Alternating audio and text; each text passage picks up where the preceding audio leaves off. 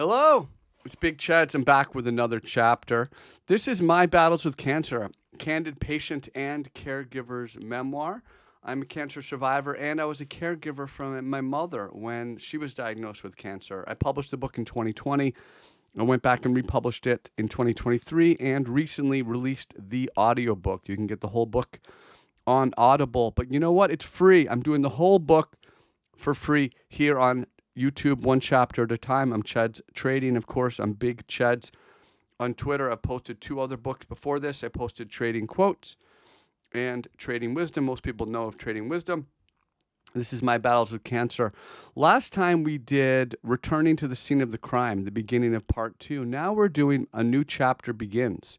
So I've completed chemotherapy. I've completed radiation.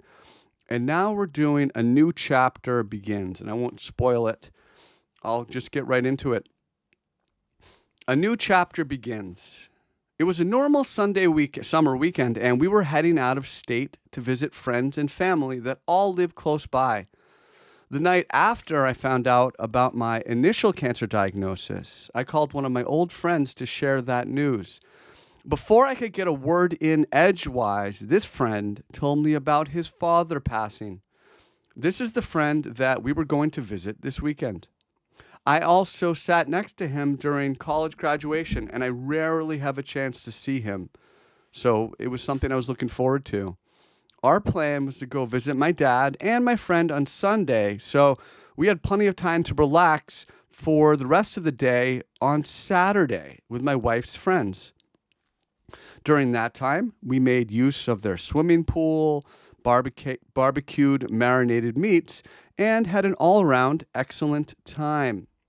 I had finished the first rough draft of this book the day before, and I went to print and bind it so I could have something physical in my hand to feel and edit with a pen. I had even printed 2 extra copies for others to read if they were interested, and I numbered and signed each copy. It was an incredibly satisfying experience to hold this book in my hands for the first time and be able to finally start that editing process. One thing I noticed right away was that my writing was clumsy. My thoughts had not been expressed that elegantly and at all, but I had at least gotten the most important concepts down on paper. Besides looking forward to working on this book, it was great to see my wife's friends and to be able to feel like a normal person around them again. At this point, I was walking around with my head held high, full of confidence from having just beaten a terrible disease. My hair had mostly grown back as well, and I was getting a lot of sun from my time working in the garden. That helped me to have a little bit of swagger in my step. The more time I spent outdoors getting back into shape, the more I felt like my old self. As I did, the more time I spent around other people, just feeling like a normal guy. And that's part of why this weekend was so important to me. One thing in particular that I look forward to was seeing my friend and showing him the story in my book about calling him on the day of my diagnosis. It had also been a long time since I'd seen my father, and I really look forward to showing him this book project. I wanted him to see firsthand that I was working on something important. We left that following morning, and we drove 2 hours away to see my friend and his wife. So this is after we spent time with my wife's friends. We left that morning. We drove 2 hours away to see my friend and his wife, as well as his son, who was 5 years older than the last time I saw him. His family had a beautiful house right on the coast, and the food and company were both excellent. While we were there, I enjoyed spending time catching up with his mother and his sister, both of whom I am fond of. Towards the end of our visit, I showed my friend the part of my cancer memoir that included the story of our phone call. I emphasized to him that his tragedy had helped me to step back and to gain some perspective during a really tough time. And it was nice to be able to share that moment with him. And I hoped that it might actually make him feel better by trying to turn both of our misfortunes into something positive. After spending some more time catching up, we left to go visit my father. Once we got there, I realized how great it was to spend some quality time with both him and my stepmother. As I've gotten older, it's been harder and harder to find time to visit since they both live a few hours away. So our time together is always cherished. We played different board games and we took a tour of the property. Dad showed me some of his most recent renovations he had completed, including a new electric fence to keep the dog from wandering off.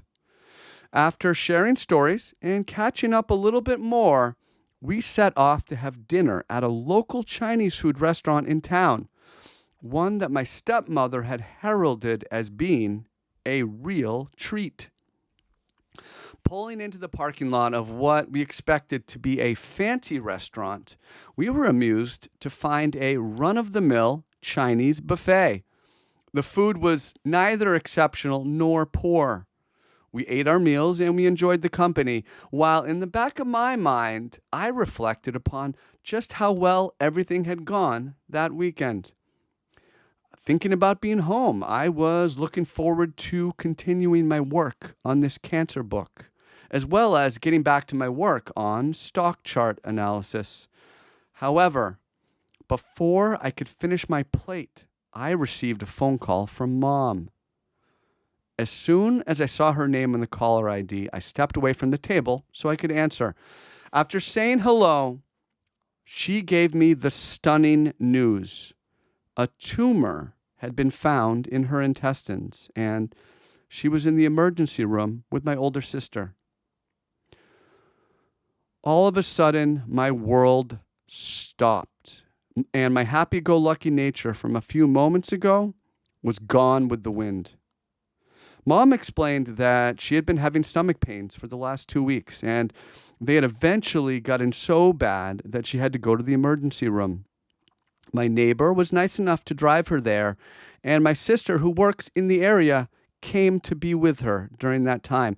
Mom told me that she was going to be staying there overnight while they ran some more tests, and that she didn't know much other than that she appeared to have a tumor in her intestines.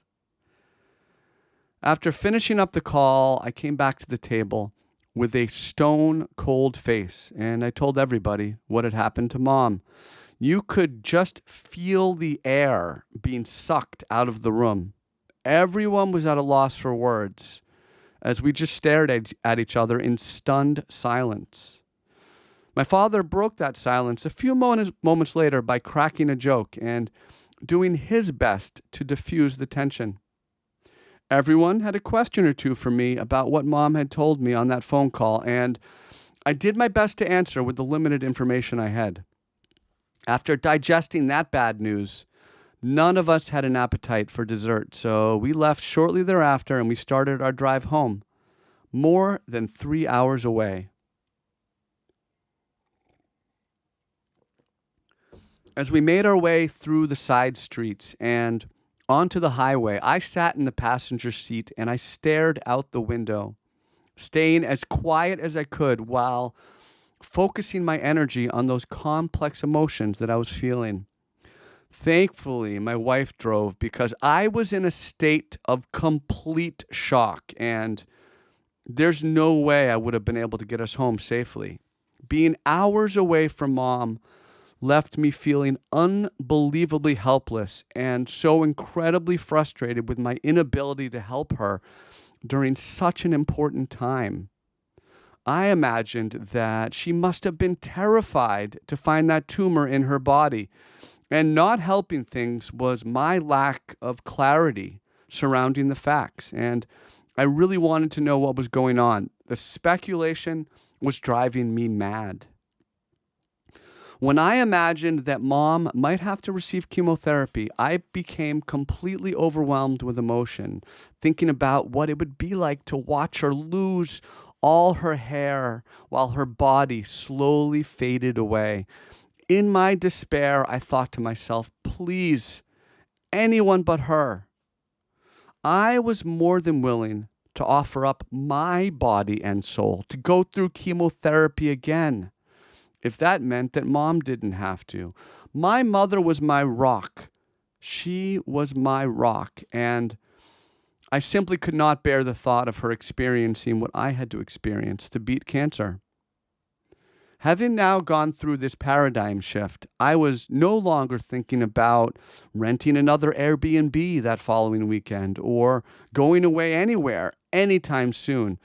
My schedule had just been blown wide open. I immediately dropped everything else in my mind, as the most important thing now was to get to Mom so I could take care of her. Trying to draw upon some strength and trying to look for a silver lining, I decided that since I had already recovered from my cancer treatments, I could be there for Mom every day if she needed me, and that gave me a little bit of comfort. Then, when I thought back to the house that I grew up in and where my mom was now living, I had a strange and scary feeling about what it would be like with her gone. Almost as if that house were a museum or a tomb of some kind. I tried to imagine what life would be like without her. And thinking about my childhood home being empty amplified my feelings of panic and sorrow. It started to hit me rather early on that I was going through many of the same things my loved ones had gone through when they learned of my diagnosis. Realizing a little bit of what my mom and my wife had gone through helped me to put my own powerful emotions into some context. That was a new chapter begins. Next chapter will be going to see Mom. My Battles with Cancer, a candid patient and caregiver's memoir. Available on Amazon, Kindle hardcover or Kindle paperback and audio. This book is for free on YouTube. I'm doing every chapter, one chapter at a time. That's what this is. I want this to be available to anybody who's going through cancer or knows someone who's going through cancer. So that's why I'm doing this. I'm also the author of Trading Wisdom and Trading Quotes. I'm Big Cheds on Twitter, Cheds Trading on YouTube. And thank you for listening. Thank you for being here. I'll be back with another chapter soon.